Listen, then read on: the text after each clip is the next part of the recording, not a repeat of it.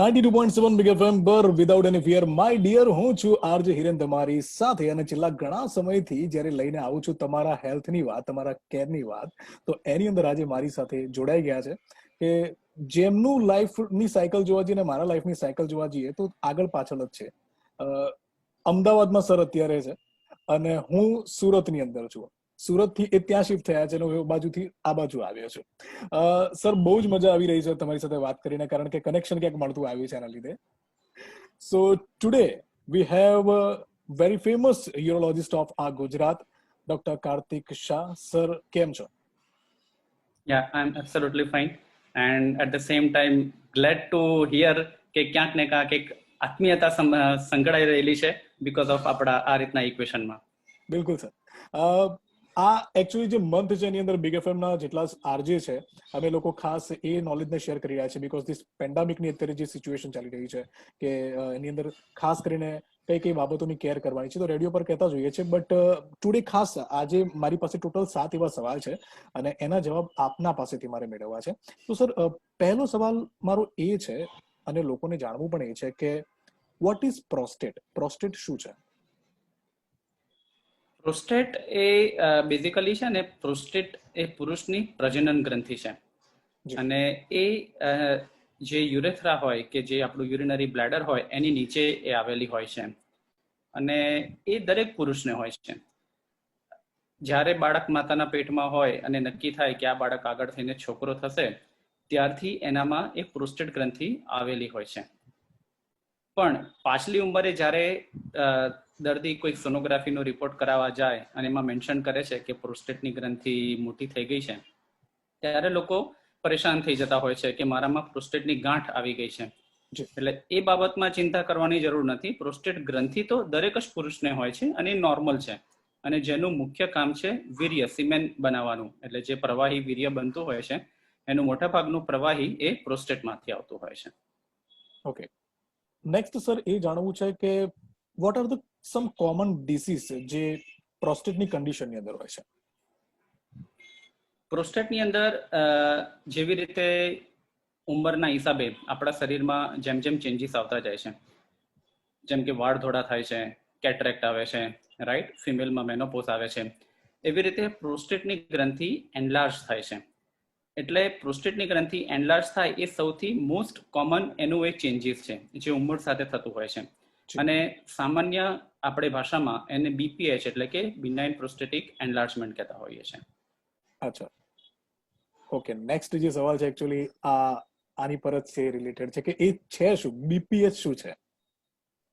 બીપીએચ એ એજ related પ્રોસ્ટેટનું enlargement છે. જેવી રીતે મેં એક્સપ્લેન કર્યું કે વાળ ધોળા થવાના છે જેને કોઈ ટાળી શકવાનું નથી, કેટરેક્ટ આવવાનું છે જેને કોઈ ટાળી શકવાનું નથી, ફિમેલમાં મેનોપોઝ આવવાનું છે એને કોઈ ટાળી શકવાનું નથી.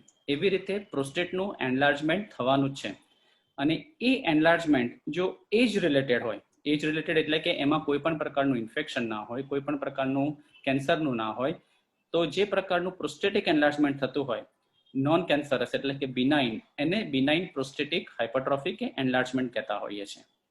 ઓકે, તો બીપીએચ શું હોય છે તો જાણી લીધું, પણ આના કારણોસર શું હોઈ શકે? એ એજ રિલેટેડ છે, એનું કોઈ સ્પેસિફિક રીઝન નથી, એ દરેક પુરુષને થવાનું જ છે. હા, પણ બીપીએચ થાય એટલે બીમારી થઈ એ જરૂરી નથી. એ જો બીપીએચ ની સાથે આપણને યુરિન કરવામાં તકલીફ થાય તો એ બીમારી છે. બાકી જો કોઈ તકલીફ ના થતી હોય તો એ ખાલી સિમ્પલ એજ રિલેટેડ ચેન્જીસ છે. અચ્છા, બીજા સર કયા એવા સિમ્પટમ્સ છે કે જે બીપીએચ ની સાથે સંકળાયેલા છે? જેમ કે મેં કીધું એ રીતે કે જે પ્રોસ્ટેટની ગ્રંથિ છે એ આપણા બ્લેડરમાંથી જે યુરિન નીકળે છે એ નળીની આજુબાજુ, યુરેથ્રાની આજુબાજુ હોય છે. એટલે પ્રોસ્ટેટનું એનલાર્જમેન્ટ થાય એટલે એ યુરેથ્રા નળી ઉપર એનું દબાણ થતું હોય છે અને એ જે દબાણ છે એના લીધે જે યુરિન કરવાની તકલીફ થતી હોય છે એમાં સામાન્ય પ્રકારના આપણને તકલીફ જોવા મળતી હોય છે. જે યુરિનની જે તકલીફો છે એને અમે અલગ અલગ રીતે 6-7 કેટેગરીમાં ડિસ્ટ્રીબ્યુટ કરતા હોઈએ છીએ. જેમ કે યુરિન કરવામાં વાર લાગવી, યુરિનમાં જોર કરવું, યુરિન ધીરે ધીરે આવો, યુરિન થઈ ગયા પછી એવું લાગવું કે હજુ યુરિન રહી ગયો છે, યુરિન થઈ ગયા પછી ટીપા પડવા, રાત્રે વધારે વારે ઘડીએ યુરિન કરવા જવું, આ બધા સિમ્ટમ્સ એ કોઈને કોઈ સિવિયરિટીમાં કાં તો એકદમ મામૂલી હોય અથવા તો કોઈ એક સિમ્ટમ્સ પ્રીડોમિનન્ટ હોય, એ રીતે એ પ્રેઝન્ટ એનું થઈ શકે છે. અચ્છા, એક રીતે આમ જોવા જઈએ તો મૂંઝવણભરી પરિસ્થિતિ જ ઊભી થતી હોય છે જ્યારે આ થતું હોય છે ત્યારે. પણ એની અંદર એક સ્પેસિફિક સવાલ એ છે કે કઈ એવી કન્ડિશન છે કે જે આમ ટ્રબલસમ સિમ્ટમ્સ ક્રિએટ કરે છે? યુરિન કરતી વખતે વધારે પડતું જોર કરવું અથવા તો યુરિન બરાબર ના ઉતરવું. જો યુરિન પૂરતા પ્રમાણમાં ના ઉતરે તો પછી એ આપણને અડધી રાત્રે પણ દોડાવી શકે છે, કેમ કે આપણે સમજી શકીએ છીએ જો યુરિન બિલકુલ બંધ થઈ જાય અને યુરિન બોડીમાંથી બહાર ના નીકળે તો આપણે તરફડી જઈએ એટલું બધું પેટમાં દુખાવો થઈ છે. અને કોઈ વાર એક્સ્ટ્રીમ સિચ્યુએશનમાં કિડની ફંક્શન પણ કોમ્પ્રોમાઇઝ થઈ જતું હોય છે.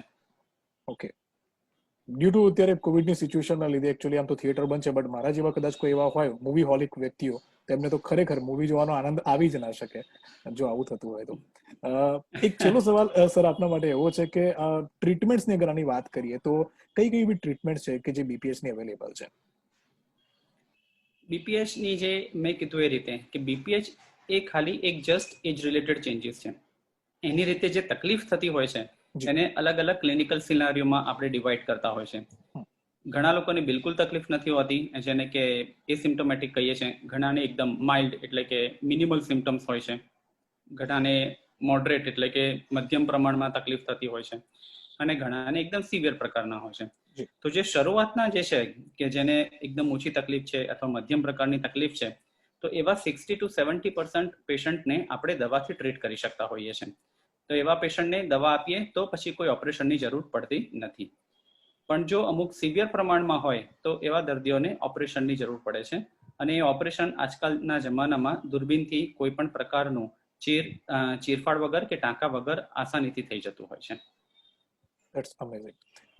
એની message sir from your side કે જીવનલક્ષી અત્યારનો જે સમય છે ખાસ કરીને 2020 નો, એની અંદર મને લાગે છે કે કદાચ તમારા એ શબ્દો થકી કંઈક એક સારો મેસેજ પણ મળશે ને જીવન જીવવાની એક નવી રીત પણ મળશે. આજના જમાનામાં માર્ચ 2020 પછી આપણને જિંદગીએ ઘણું બધું શીખવાડ્યું છે. કઈ વસ્તુમાં આપણે વધારે પડતું એક્સાઇટમેન્ટ થઈને જે આપણે ટાઈમ, મની, એનર્જી વેસ્ટ કરતા હતા, જે ફેમિલી આઈ કેન સે કે મેની ટાઈમ્સ આપણે ફેમિલીને બી કોમ્પ્રોમાઇઝ કરતા હતા, અને એટ ધ સેમ ટાઈમ જે હેલ્થ માટેના જે આપણે ઇશ્યુઝ હતા જેને બી કોમ્પ્રોમાઇઝ કરતા હતા, એ દરેક વસ્તુ આ પેન્ડેમિકે આપણને એક સાથે શીખવાડી દીધું છે કે આ બધાની પણ એક વેલ્યુ છે. પછી એ હેલ્થ હોય, પછી એ ફેમિલી હોય કે તમારું ફાઇનાન્સ હોય, એ દરેક વસ્તુ આપણી જિંદગી માટે એનું બેલેન્સ રાખવું એટલું જ જરૂરી છે. અને એ બેલેન્સ આપણે જાળવી શકીએ તો આપણું જીવન ધન્ય થઈ જાય. અને બેલેન્સ જળવાય એના માટે જ મને એવું લાગે છે કે કુદરતે ઉપરથી આપણને એક થપ્પડ મારી છે કે હવે તમે જાગી જાઓ, કે તમે ગાંધડું અનુકરણ કરીને ઝાંઝવાના જળની પાછળ ના દોડો. ક્યાં વાત હે. તો આપણે સરે જે વાત કરી એને એક લાઈનમાં હું આગળ વધારવા માંગીશ. ઘણા લોકો કહેતા હોય છે ને કે તને મળવું છે યાર, તને મળીને હક કરવી છે. તો આવું તો કહું છું કે જે રીતે હું સરને મળી રહ્યો છું એ રીતે તમે આ રીતે પણ મળીને અમને જાદુકી ઝડપી આપી શકો છો. તો સોશિયલ ડિસ્ટન્સિંગને પણ ખાલી કહેવાનું નથી, પાળવાનું છે. પાલન કરવાનું. જી જી. So thank you so much sir once again. And so 92.7 big FM પર આજે આપણી સાથે હતા ગુજરાતના બહુ જ famous urologist doctor Kartik Shah. Once again thank you so much તમારો સમય આપ્યો બદલ. એન્ડ મળીએ સર, આ સિચ્યુએશન જલ્દી પૂરી થાય ને પછી thank you so much. Thank you so much. Be safe.